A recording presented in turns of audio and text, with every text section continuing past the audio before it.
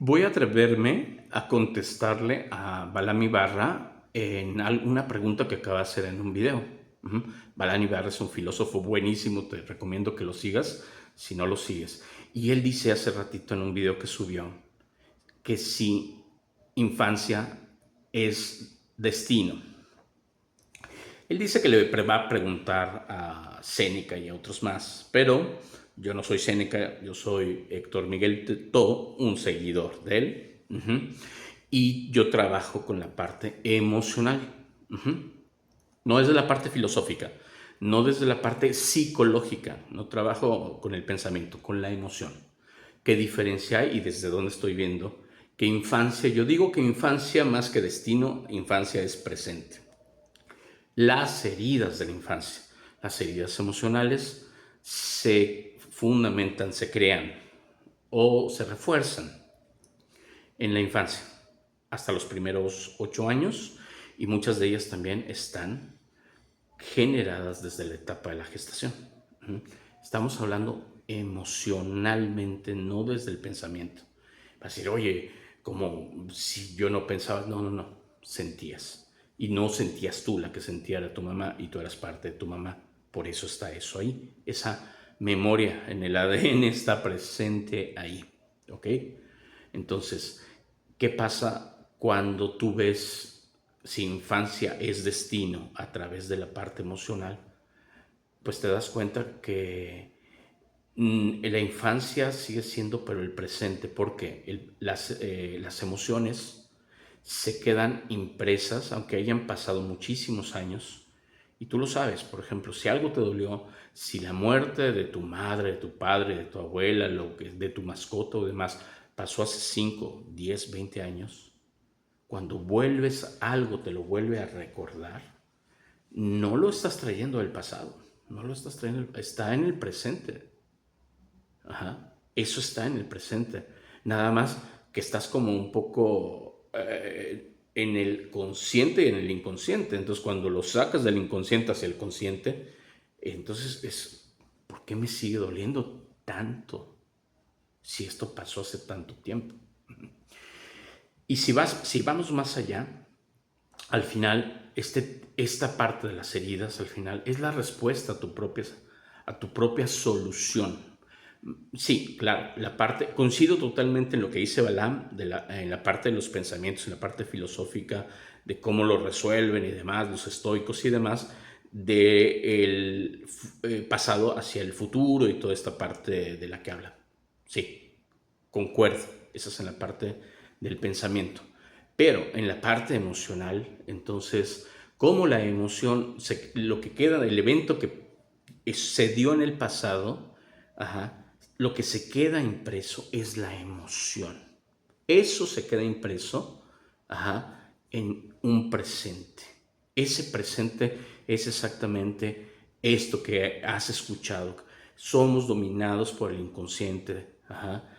Del 95% de las cosas que estamos decidiendo son... ¿Por qué? Porque es esa emoción que se quedó impresa. Ujú.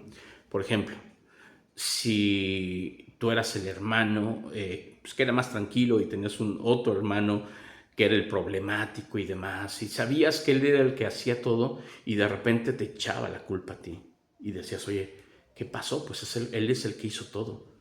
Pero de repente, ¿qué pasa? Llegaba mi papá y me pegaba con todo. Entonces tú estás diciendo, es que el trauma fueron los golpes que mi papá me dio, la violencia. ¿Cómo me dolió mi cuerpo, e inclusive algún día me tiró un diente, me quebró una mano, no sé qué tan profundo, qué tan físico fue esto, ¿ok? Esa parte de las acciones se queda realmente en ese pasado y se puede trascender, como dice Balam, pero la emoción es otra cosa. La emoción que se queda ahí, ajá, cuando tú le preguntas a la gente que no lo sacas de esta parte del pensamiento y lo llevas directamente a que te diga qué sintió, va a decir, me sentí bien. ¿Cómo? ¿Con la golpiza que te dieron? Sí, es más, ahora recuerdo que yo buscaba que mi papá me golpeara. Ok, entonces has de odiar a tu papá, ¿no? Lo amo. lo amo profundamente. Es más, no tengo problemas con mi papá. Quizá con la que llegaré a tener algún problema es con mi mamá, que no hizo nada. Ajá. Que mi mamá se dio la vuelta y dejó que mi papá me golpeara, ¿no? Ok, ese es otro tema, ok. Pero entonces, volvamos a tu papá. ¿Tu trauma es con tu padre por esa violencia? No, porque me siento bien e inclusive en este momento le agradezco por esos golpes, porque yo pude hacer más cosas que mis hermanos. ¿Y por qué crees que pasó eso? Simplemente porque esa persona no tiene en realidad esta herida del rechazo, ¿no? O del abandono. Al contrario, esos golpes para la emoción, ajá, la emoción lo entiende al final, lo que sentía en realidad, en la emoción, no en el cuerpo, no esto de dolor físico es a lo que me refiero. Ajá. En la parte emocional es, me siento bien porque estoy siendo visto. Ujú. Porque esta es atención para mí. Ajá. ¿Quién se va a sentir mal? Mis hermanos a los que no les daban esta atención. Ujú. Y así es. Realmente cuando llega alguien que trae una vida así, no, es que yo sufrí y hice, es muy rápido. Es muy rápido porque al final vas viendo, vas haciendo consciente cuando vas a la emoción y dices, oh, pues no estaba ahí, ¿verdad? Ah, exacto, no estaba. Tú te has vendido esa historia que tu padre, el golpeador y demás, pero al final, ahorita que yo te estoy preguntando, me dices que lo amas. ¿Y lo amas por qué? Porque tú mismo buscabas los golpes para tener esa atención. Y esa atención al final es amor, porque el amor siempre está. En muchas formas, el amor no conoce dualidades. Está, y está en la parte de que papá no sabe cómo corregirte, te parece seguramente mucho a él. Y entonces, como llega a un límite, esto ya es donde entra la conciencia, y la conciencia te lo explica a ti como adulto, ya no como niño, y entonces entra, papá no sabía cómo corregirte, o se había ya desgastado en discursos de palabras y demás, que entonces recurrió a los golpes. Ajá. Pero estos golpes, en cada golpe, él realmente, emocionalmente, quería decirte, por favor, no repitas, no tengo otra forma de explicarte. Ajá, ya llegué al límite, no tengo una forma de explicarte con palabras de que no quiero que hagas eso. No, o sea, quizá volteo a ver a tu hermano y veo, quizá él tiene otras herramientas, pero tú no. A ti sí necesito frenarte, necesito darte este mensaje de esta manera tan contundente, ajá, porque te pareces tanto a mí en esa proyección, ajá, que quiero de alguna manera que tú no sigas lo mismo que yo viví. Ujú. Y esto que te estoy diciendo, esto no tiene que ver con la parte física. Por la parte física, tú lo que sientes es violencia y toda una serie de cosas que te dicen. Pero en la parte emoción pura es amor, es atención.